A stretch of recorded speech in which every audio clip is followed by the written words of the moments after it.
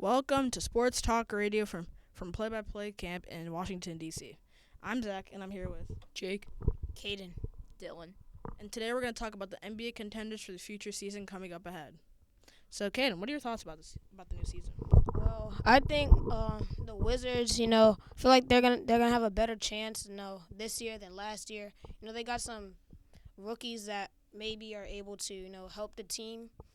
Alex Sarr, he's tall. I feel like he's gonna help on the defensive side. Bob Carrington, he's a better point guard than some of the ones they already have.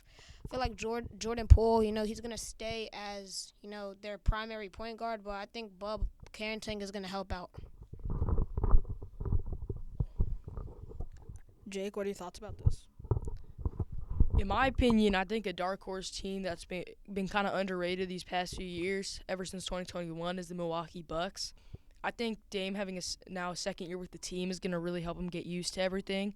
And I think having a healthy Chris Middleton and healthy Giannis will really help them make a good run in the playoffs with all that veteran experience.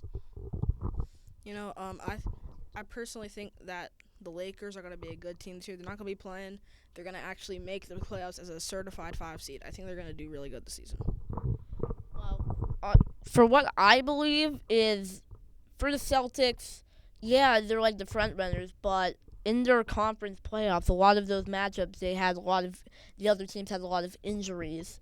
So we don't know what have happened. For teams like, for example, like my opinion, the Sixers, I don't think still that it's going to work.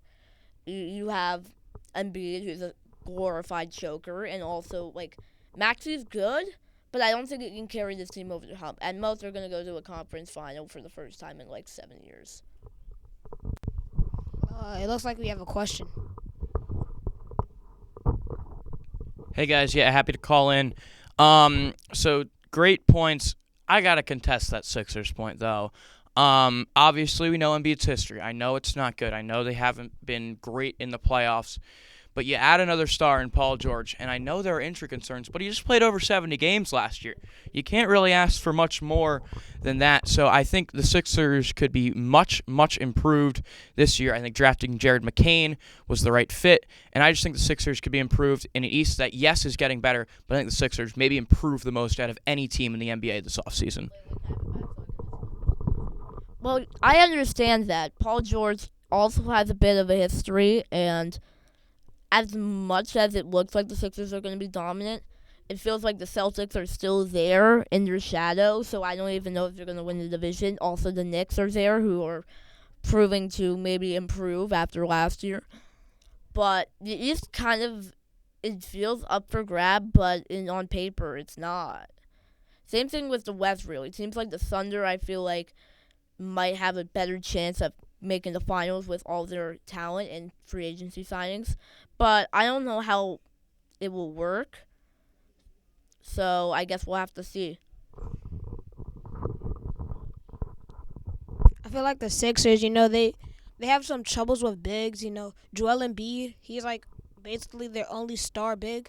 I feel like a team that's, that they want to, improve and stuff, they need a big. They just have a lot of guards and stuff like that. So, yeah. I actually agree with the caller. I really do like the Sixers this year.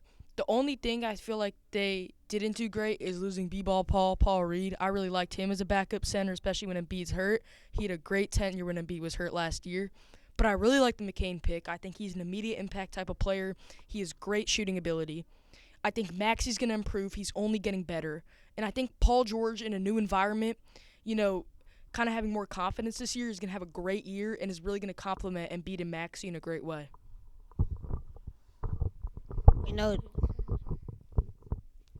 It looks like we have to wrap up the podcast. Thank you for watching.